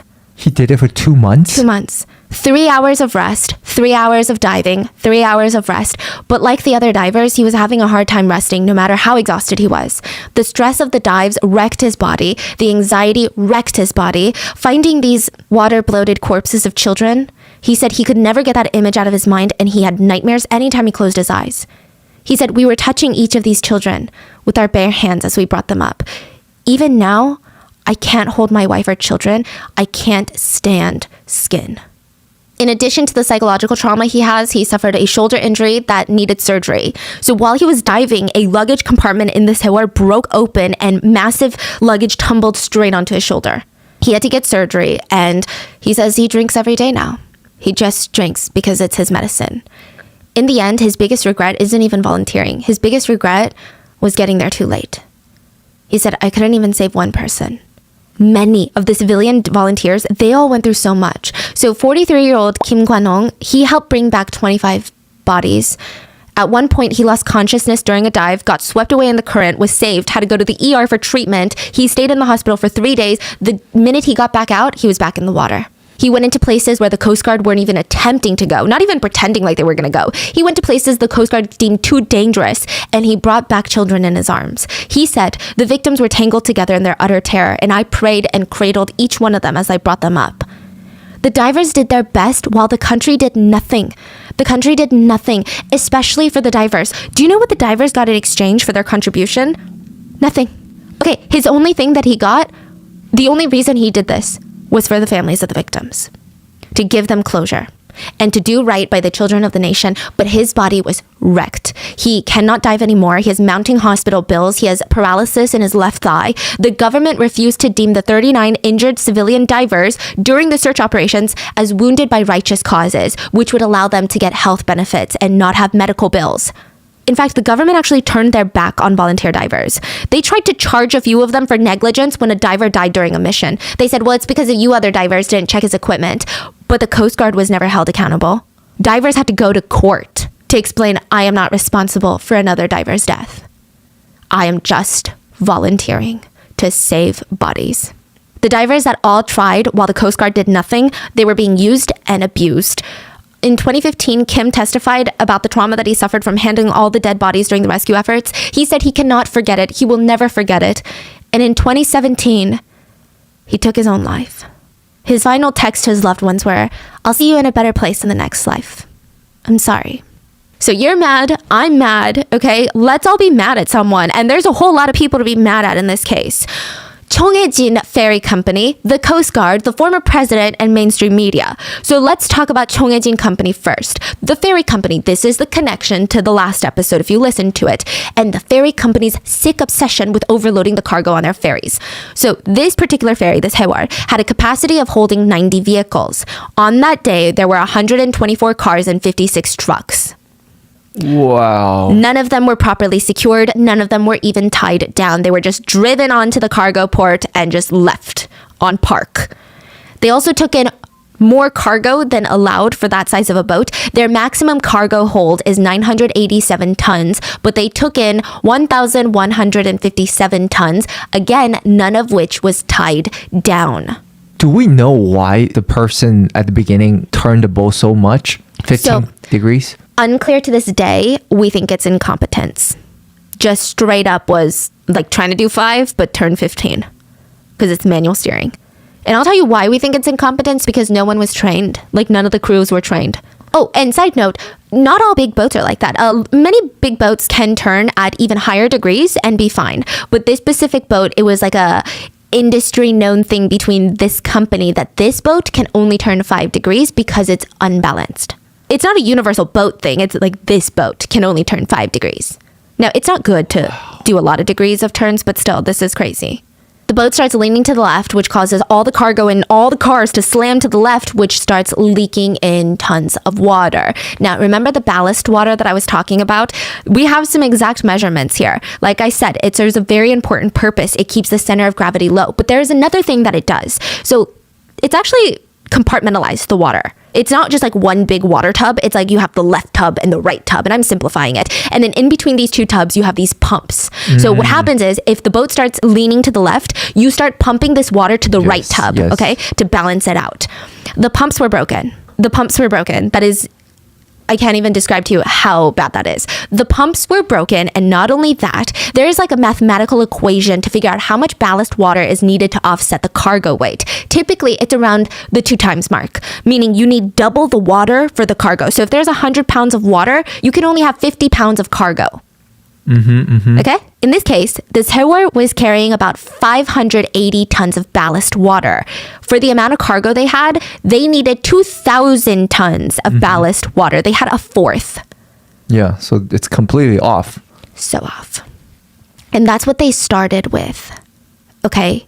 The crew actually pumped out hundreds of tons of water from the bottom to accommodate additional cargo when they were loading. And as the boat goes, you actually lose more ballast, like water, because part of that compartment is fuel. So as your boat is going, you lose fuel because you're using the fuel. So it becomes lighter. That's why you need extra water. So let's work our way up the food chain. The first people at fault were the captain and the crew. Not all the crew, but many members of the crew. Crewmates were investigated for their abysmal handling of the evacuation, and one crewmate in particular was told verbatim by authorities, remember, to go tell everyone to put on a life jacket? Yeah, well, he didn't do it. He was just like, oh yeah, I told them. But he just walked around the deck and was like, okay, yeah. What's crazier is that all the crew members that were on the bridge with the captain, they all left with him. They were some of the first to be rescued. But that also meant nobody else was on the bridge anymore to keep open communication with rescue efforts. So them leaving the boat wasn't just bad that they were abandoning the boat, but there was no one to communicate with them on the boat. So all these Coast Guards are like, we're trying to talk to people on the boat, but like nobody's on the boat. Because you guys are all here. That's cool.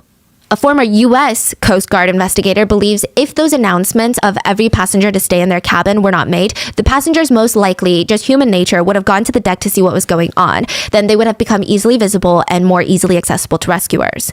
Now, of course, it's heavily discussed and speculated how much of this announcement played a role in the deaths. Passenger Koo, a survivor, said that the passengers were trapped inside by windows that were very hard to break. He said he actually wanted to escape earlier, but those nonstop announcements kept telling him to stay put. He said the rescue was horrendous. We were all wearing life jackets. We all had time. If people had jumped into the water, they could have been rescued from the water. Another survivor said, the announcement told us to stay put, but the ship was already sinking. There were a lot of students who didn't get out of the ship in time because of those announcements. Okay, fine. So the captain and these crew members, minus a few of the hero crew members, they are horrendous, but how do they f up so majorly? Like, that doesn't even make sense. How do you even not have a loose plan on what to do in situations like this? That brings us to the company that owns the Sewol ferry, Cheonghaejin Marine Company. Cheonghaejin Marine is like a different kind of evil, okay? This is in connection with our last episode. Cheonghaejin's company's biggest shareholders are owned by another company that is controlled by a billionaire church leader founder Yoo Byung-eun's 2 sons. And in recent years, it was discovered that the Yoo family received a total of at least $3.82 million from the ferry company. They got paid out, like about $4 million from this ferry company. And you're like, okay, that's great, right? That means the ferry company is doing well. No, the ferry company was in financial ruins. The year before the sinking, they reported a loss of $800,000 that year. They were cutting down on spending because the bottom line wasn't making sense. And you know where they were cutting down on spending? It was not to give their shareholders money. It was in the training and safety department of employees and new hires. Prosecutors discovered that so much money was being funneled to the billionaire family, nothing was left for the actual company. Nothing was left to train the employees. The company was so starved of funds that they spent only $2 on the safety training for the Sewol's crew members. $2. You get hired, the company spends $2 to train you. And do you know what that money was spent on? It was not in actual training. The $2 was spent to buy a fake paper certificate. that said, you are now qualified to be a crew member. You have done your safety courses. Life jackets, life rafts were left uninspected from the 90s. And the life jackets weren't even stored where they were supposed to be, which is on the upper decks or near evacuation points. They were stored in the passenger cabins. Crew members who worked for the company admitted in interviews they would have had no clue what to do in case of an emergency. They've never had an evacuation training or a drill. To put it in perspective how horrendous that is, the U.S. Coast Guard regulations require passenger vessels to hold an abandoned ship drill and fire drill every single week. And it's not even like a hee hee ha ha we did it moment. You have to lower a lifeboat onto the water and start the engine of that lifeboat. That is the full drill. So it's a full-scale drill.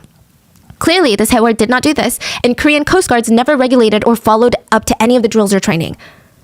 But that still doesn't explain why the ship sank.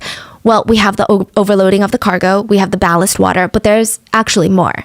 All of that is making the balance of this boat just unstable, okay? It's becoming more and more top-heavy. The center of the gravity is not good right now, but it was worse because Chonghaejin bought the Seoul ferry from another company and modified it and added 2 more levels on top to accommodate passenger cabins, which would bring in more money for them, raising up the center of gravity even more, making it extra top heavy, which you don't want. They also underwent major renovations to create an art gallery, where you guessed it, they housed Mr. Yoo Byung-eun's art, or should I say Ahe's art, that he would sell to them at inflated prices. In the boat? In the boat, there was an art gallery with, also more weight was added because they added these marble slabs, thick marble slabs to showcase his work. And the company knew that what they were doing was dangerous. You can't even act like they were ignorant because it was discovered that between 2003 and 2011, Chonghaejin had 5 crashes prior to the sinking of this Haewol ferry. It was even recommended that their license be suspended or revoked, but that never happened. They actually purchased more ferries after 2011. They were also asked in 2003 to stop using the Mangol channel because you don't know what you're doing in there. You guys were in an accident in there. But they continued to use it because it shaves off a precious 7 miles on the trip to Jeju, which is 7 miles of fuel that they're saving on. Also in 2011, Chonghaejin Company tried to board a passenger ferry, I think in the Han River, where it's during holiday season. The maximum capacity for that ferry was 200 people. They tried to board 500, and the only reason that a tragedy didn't occur is because passengers on board threatened to riot. They were like, no, you're not going to board that many people. This is insane. But that's how blatant they were in bending the rules and putting lives in danger. Dock employees had even complained that anytime they helped load or unload this Haewol, it would just roll around in the water. Company officials decided Haewol should be sold because of the complaints and the safety concerns, but that was vetoed by Mr. Billionaire Yoo Byung-eun himself. The executives instead started repeating the new mantra for the company, which was load as much cargo as possible. None of the cargo was ever chained or lashed down, meaning it would just smash around. The saddest part to all of this is that all the overloading of this Haewol, it brought in an extra $3 million. That is $10,000 for every passenger that died. That is it. $10,000 for a life. What's insane is that there's regulators for these things. You can't just start a maritime company and be like, okay, well, I'm going to do whatever I want on my boats. There's regulators. The Korean Register of Shipping was an agency that's responsible for these things. They never followed up or facilitated inspections. Thankfully, many of those inspectors and regulators are in prison. And so now, we know that Mr. Yoo Byung-eun's children, the billionaire kids, if you guys have watched the last episode, they were also in prison, and Mr. Yoo, the billionaire, was found suspiciously dead in his apricot orchard during the nationwide hunt for him immediately after this. Oh, that was the time. Yes. Like right after this, everyone was like, what the hell is going on with Chonghaejin? They're like, who owns Chonghaejin? Oh, the major shareholder is this random company. Well, who owns that company? There was a manhunt. Now, it is speculated, and I think all these people should be in jail, by the way, but it is speculated that the manhunt for them was a very smart tactic for the President Park at the time, because she was putting a lot of heat on the family versus government response. She was saying, government response was bad, but this is the reason it even sunk in the first place. Yeah, so the corruption and incompetence does not end there. What about the Coast Guard? I don't think I need to reiterate how badly they dropped the ball on this, but it was horrendous. They should be ashamed to even wear uniform.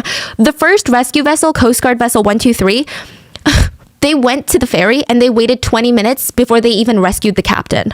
Because they're like, well, we got here, but we don't know what to do. So they just sat around until someone was like, I guess you could send a small boat and try to rescue someone. Do you see anyone? They're like, yeah, we see some people on the deck. They're like, okay. It was also revealed that the Coast Guard not only refused to rescue people essentially, but they made it harder for civilians or other nations to help. So when civilians came and they're like, I'm going to try to rescue people, the Coast Guard was like inspecting their stuff, looking at their stuff. Like, I don't think you shouldn't do that. Where's your license? Do you have a fishing license, or were you out here illegally fishing? I'm trying to save people. I'm trying to do your job. They're like the parking ticket police, and people are dying. They also were so bad. Eventually, once it was deemed that everyone was dead, the U.S. Navy and a lot of their professional divers were brought in to recover a lot of the bodies that were hard to find. The U.S. Navy took one look at how the Korean Coast Guard was handling things and said, unless you fix this list of insanely abysmal conditions of safety, we are not sending a single American in there. So the U.S. Navy and professional divers were finally, after like months, asked to come in and rescue some bodies. Not rescue, but recover bodies. And the U.S. said, okay, fine, we'll go take a look. The Navy looks around where the ferry had sank. They have a list of the most egregious safety violations that they'd ever seen. And they're like, we are not sending a single American into the water unless you fix all of this first. And the Korean Coast Guard was like, then I guess we'll just figure it out ourselves. They just refused to make it safe for anyone to dive. It was bizarre. The U.S. Navy was like, this is bizarre. Just how unprofessional and unsafe, and ultimately how annoying you're making this and impossible for people to even help you. Like, you can't do your job, but now you're making it impossible for me to do your job.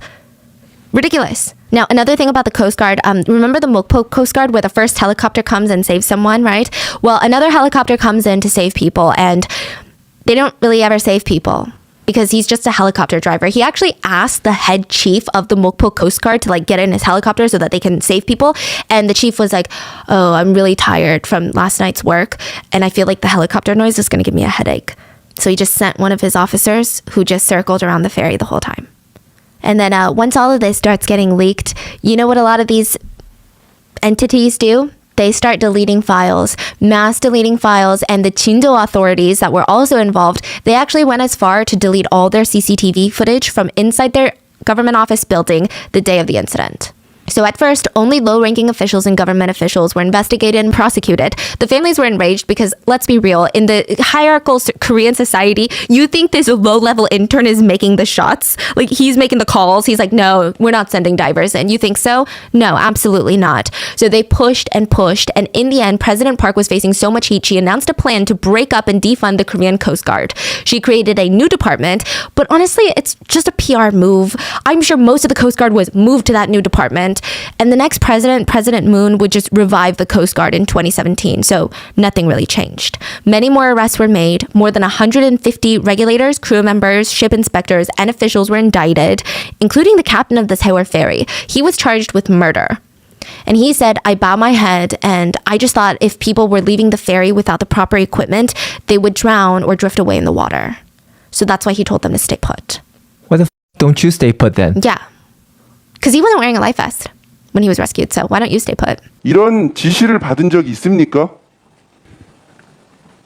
기억이 없습니다. With that much guilt and also public hate and scrutiny and a criminal trial, I would rather have died on the boat. So I just think it's so fascinating that some people have such a strong will to live that you would rather kill people to live. Nobody cared what he had to say. In the end, he was found guilty of murder and sentenced to life imprisonment. He was later acquitted and received 36 years in prison instead. What? Yeah. He was How saying, do you acquit that? He was saying, okay, everyone is shifting, even in the criminal trials, this is crazy. Everyone is shifting blame. So he's shifting the blame and saying, yes, I shouldn't have left the boat. I shouldn't have given these orders. But ultimately, everybody died because the Coast Guard didn't rescue them. The Coast Guard is saying everybody died ultimately because they were told to stay in their cabins. So this is what they're doing. I know. This is what he looks so disgusted right now. This is what they're doing. Wow. Like, just for that, I think he deserves another life sentence on top. Like, just the audacity of these things. So there were criminal charges levied against 399 people, including the imprisonment of 154 people. 6 survivors from Danwon High School were subpoenaed for their testimony during the criminal proceedings, and they said, a ferry with about 300 passengers, most of them students, is sinking fast. But instead of staging full-out rescue efforts, the crew members are nowhere to be seen, and the Coast Guard is just watching from afar. 30 students lined up for the emergency exit. The rescue teams didn't arrive, so we started jumping into the water. But eventually, the water got too close and the emergency exit was no longer available to open. We were waiting to jump. We saw the Coast Guard within arm's reach. They were on the other side of that emergency exit. And we were screaming at them that we're right here, but they just watched. Parents were understandably infuriated with all of this, with all these people and entities, but there was still the problem of the missing bodies. So by the summer of 2014, more rescue teams were sent in, and bodies, at first, there were more found, and of course, it was few and further in between. But at one point, a body was found in an area that the divers already claimed that they had searched multiple times. So let's say they said they searched room B on the 3rd floor. They said, we searched that like 10 times. And then a body was found by a rescue diver in room B on the 3rd floor. So of course it brings the question of competency of the recovery efforts yet again. Another body was found, a high school student in a bathroom that had allegedly already been searched 13 times according to official records. So what the hell is going on here? 13 times it showed that it was searched by the Coast Guard. The distrust was only growing stronger, and it's not just people, the divers that are losing the trust of the parents, but it's also the Coast Guard forensics teams. So the way that they would do it is these Coast Guard divers would dive into each room of each level and they would collect a water sample. They would bring this water sample up and then collect another water sample at the surface of the water. They would then test these water samples, and I guess there's certain bacteria or something in the water they're looking for that indicates there are human remains in that room. But if it's a match to the surface water, that means that there is no corpse in that area. So they said they checked it 13 times. The bathroom water was tested 2 to 3 times. And each time it showed that it was the same and consistent as the surface water. A volunteer diver found the girl in the bathroom. It is heavily implied that these Coast Guard divers were lazy and just collected 2 samples from the surface of the water and said one was from the bathroom down in the boat, one was from the surface water. Oh, they're a match. There's no body in there. We're doing so well. Nothing is going right. The authorities didn't get one thing right, and the dives were getting even more dangerous. And there are actually a lot of more deaths that are associated with this that are not including like the 300 on board. A Navy officer was injured and passed away. An Undine Marine named Mr. Lee passed away during a dive, which I know that we talked badly about Undine, but that's the company, not the employee's problem. He was actually diving when he just lost contact with everyone on surface. So his colleagues went into the water. He was found dead. Yeah, his air supply cords were tangled and he was unconscious without his diving equipment on. It's not really clear what happened. An x-ray of his chest showed no irregularities, but a scan showed that his skull was filled with air. Now, a few weeks later, another civilian diver passed away. July of 2014, a helicopter from rescue operations crashed, killing all 5 officers on board and injuring a high school student. There was another death linked to the sinking that shocked a lot of people. The vice principal of Tanwon High School, Vice Principal Kang, he was found hanging from a tree near Chindo Island.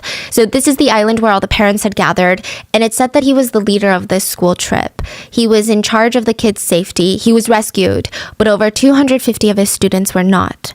He wrote in his note that he feels guilty and he wants to take responsibility for what happened. He wrote that the trip was his idea, and he cannot live without knowing where his students are. He wrote in the letter that he wonders if he could still be their teacher on the other side. In death. He asked his ashes to be scattered around where the ferry went down. Now, the sad part is, before his death, a lot of parents took their anger out on him, and so did a lot of Korean news media outlets, like a lot of adults. But when he passed, students and survivors alike, they went to his memorial in uniform and paid their respects and said he was an ethics teacher. So I wonder if it was really hard for him. He was a good person, and he really cared for students. I don't think anyone should be blaming him. Again, another instance where I feel like a child is sometimes more wise than an adult. After the memorial, the hearse carrying his body circled around the school one last time. He was survived by his wife and 3 children. At least 3 parents have taken their own lives after losing their children in the Sewol ferry. One of the fathers took his life on the 1-year anniversary of the Sewol ferry tragedy. Many families have completely disintegrated, divorced, fallen into addictions, financial distress. One mom said, "You just have to cry when it's hard. There's no way around it. No one, nothing can console you or help you. When I miss my son, I go lie in his bed and I hug his pillows and I smell his smell and I cry." Many families have left their children's room exactly the way it is, not touching a single thing, almost as if these students are going to walk in through their door with their backpack. Most families hate spring. April is like the best season in South Korea. They hate it. One victim's mom said her husband, the victim's father, has these intense nightmares, and she said, "My husband constantly has nightmares, kicking his leg, even grabbing me by the collar. And one night when I hugged him, he just let out these screams, and he cried like a baby." He just looked so lonely. Many siblings of victims fell to self-harm and depression. One sister has her birthday on April 19th, and for years, it was too hard, too painful for her to even celebrate. And for the first time, she asked her parents if they would like to join her for dinner for her birthday. So it's been very rough for these families, rescue personnel, but also the survivors. Survivors' guilt is a scary, scary thing. I mean, I think it's confusing. Like, how do you even process that type of emotion? There was a 71-year-old woman who was eating breakfast when she heard screaming. She saw people just sliding down the floor, so she grabbed a railing and saw everyone tumble like dominoes. She remembers going into shock, but this young man grabbed her arm and screamed, "Come on, hold on to me tightly." She was trying to let go and slide down with everyone because she was so exhausted. She's 71, but she's like, no, I can't hold on any longer. She said she was exhausted, but this young man never gave up on her and kept holding her arm. He grabbed her and pulled her up. He failed, so he pulled her up again, and this time it worked. He escorted her to the rescue boats, and she would not have made it out without him. She wanted to ask for his name, but it was so chaotic, he was just gone. Her 4 friends she was traveling with for like this Jeju trip, her 4 friends died. She suffered a broken back, and she said, I'm grateful. I want to thank that young man. I want to buy him a meal or at least hold his hand or give him a hug. Like, what else can a lady like me do? But how could it be that an old woman like me survives and all these young people are still in there? It is such a shame. Civilians very early on realized that they were being lied to, so they tried to show their support to the parents with yellow ribbons. Even while news outlets are still lying, civilians tied yellow ribbons everywhere to show their support, to show parents, we know and we are supporting you. Since then, yellow ribbons have been used to symbolize mourning for the Sewol Ferry victims, but it's almost now become synonymous with skepticism against the government and standing up to corruption. A lot was exposed about high government officials when this case broke, like how President Park was unavailable for up to 7 hours during the initial incident. So not only was she unavailable, but her and her administration falsified schedule records to show that she was on official duties at the time, which she was not. Which, even if you're on official duties, I'm sorry, your nation's children are dying on a boat, get it together, it can wait. She just wasn't involved. I guess I don't know if she wasn't alerted, or I don't know if she wasn't making enough calls, so now all these officials are covering for her, or her administration is covering for her. Now, President Park's administration was also exposed for bullying and threatening reporters and news networks for reporting on the truth. They even indicted a Japanese reporter who shit on her for handling this tragedy in the way that she did, and Japan slammed South Korean prosecutors, and the chief cabinet secretary of Japan said, freedom of press should be respected, and that indictment was far out of the norms of the accepted wisdom in the international community. So it's clear, the president cares about her appearance domestically and oddly, very much so internationally, and that's it. And when she decided she was sick of people calling her out for her vile, disgusting behavior, she said this about this Sewol tragedy. It's time to overcome the pains and hardship from this Sewol incident and move on to build a new South Korea. We cannot stay trapped in the sadness and frustrations that have gripped us for the past year. At this point, bodies were still being recovered. Not everyone has been put to rest yet. She was later impeached for corruption. This is a big part of it. Her ratings dropped drastically after this. And shamanism, oddly, were the reasons that she was impeached. We have a video on it, but anyway, not a great person. In the end, 9 bodies were still missing in the incident, and the parents stood by each other to make sure those victims came home to be laid to rest, which would ultimately lead to the Sewol being salvaged from the bottom of the seafloor, but it took a very long time to get there. The parents requested that the Sewol ferry be salvaged immediately because evidence, the bodies are intact, like, we need to do this, right? There are speculations that the government went out of their way to come up with a million reasons on why this was impossible. It's theorized that they were scared that the evidence would show incompetence. One big thing that got a lot of people mad was that out of 172 survivors, more than half of them were rescued by fishing boats and other civilians and or commercial boats that had nothing to do with the government. One survivor said, I wonder why the rescuers who first got to the ship didn't do anything about 100 or 200, I think, were trapped inside. They were just picking up the ones at the top. Now, can we talk about the salvaging of the ferry real quick? Okay, this is crazy. 2 months, I think it was like 2 months after the sinking of the ferry, 7 private companies brought in proposals. So this happens a lot with these sometimes natural disasters, sometimes national disasters.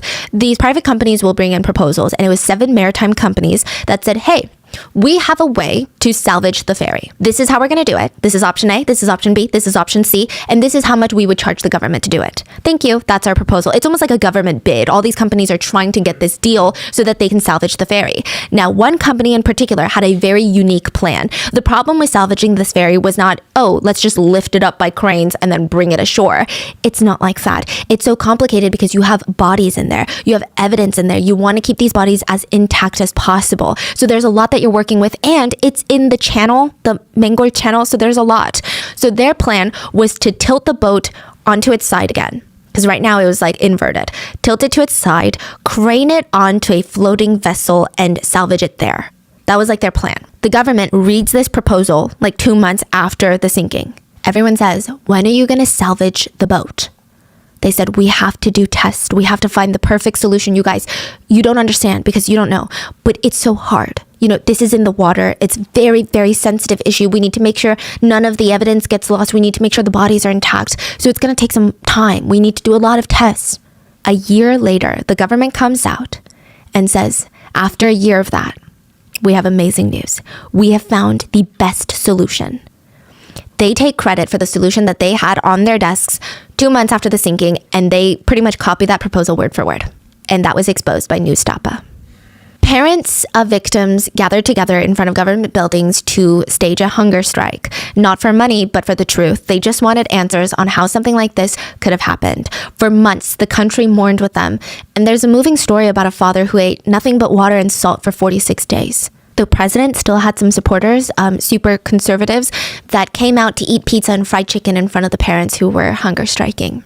I don't know why they defended the president, like that's your mom or something. I don't know why anyone defends any politician, regardless of what their beliefs are, so vehemently. Like, I mean, it's crazy. One parent stated, I don't need money, compensation, or trauma therapy. I just need the truth, please. That's all. And he formally bowed in front of lawmakers, begging for them to help. Families of victims even shaved their heads in public in a demonstration. They just wanted to put their family members to rest. And the government just kept asking, so you want compensation? No, we want you to find our family members. Finally, the ferry was salvaged 3 years later. There were 9 missing passengers at that point, and only partial remains would be found in the salvaging. Many of the victims were put to rest 1,000 days after the tragedy. But by the end of October 2018, 5 people are still missing. 2 16-year-old students, a 57-year-old teacher, a 48-year-old father, and the 7-year-old boy, remember the older brother of the 6-year-old sister? They are still missing. The families of all the victims would receive approximately $177,000 for each victim lost, which is absolutely nothing. I mean, first of all, they didn't even want it in the first place, but it's absolutely nothing. 71 days after the Sewol sinking, survivors returned to school. And before the tragedy, the sophomore class of Danwon had 325 students. Now there were 75 in that class. All 75 were provided group therapy as part of the class time. 10 counselors were brought in to be readily available. And students at Danwon said, every student here knows someone who has died or has gone missing. Like, just imagine the depth, like the web of trauma left behind. One student says, our school feels so empty now. It's not an environment where we can study. I wake up every morning hoping it's a lie, but it's not. And I will say that when tragedy does strike, Korea is a nation that at least the civilians come together. The government, wow, but the civilians do come together in honor of the Sewol tragedy. All K-pop groups, every single one, stopped the release of all new music and promotions. The whole entertainment industry was at a standstill. Most industries in South Korea were at a standstill. There were no ads, no promotions for anything. And once the mourning period was over, BTS came back with a song called Spring Day, directly inspired by Sewol. The translated lyrics read, I miss you even though I'm looking at your photo. Time is a cruel thing. I want to go to the other side of the earth holding your hand. How long do I have to wait? How many nights do I have to pass to see you, to meet you? Until spring day comes again. Until the flowers bloom again. Please stay here a little longer. Another K-pop artist dedicated his concert to a fan that had purchased tickets to be there, but she passed on the Sewol ferry. Shin Young-jae of 4Men finished and produced a song called You Whom I Love, and the song was written by one of the teenagers that passed on the Sewol. His name is Lee Da-eun, and he wanted to be an artist one day. He plays the guitar, he writes his own lyrics, and his idol, his role model in life was Shin Young-jae. After this Hayward tragedy, his parents reached out, just not really expecting anything, but he finished the song and performed it in honor of all the victims. The lyrics translated are, "To you who has suffered so much, you went through a lot, right? I want to hold you in my arms, and right now I hope you're dreaming sweet dreams. But we're sleepless at night thinking of you. I wish you could relax, but just know that I will always be here with you, right next to you." Many artists and idols wore yellow ribbons during performances to honor the victims. But I will end the very long video with this. A family member of one of the victims was asked, why do you think this happened? Why do you think the kids weren't saved? And he said, people ask that all the time. Why do you think they failed to protect the children? And I think above all, they just had no desire to protect the children. Golden time? All they did was lie. What are your thoughts on this case? And please stay safe, and I will see you guys on Sunday.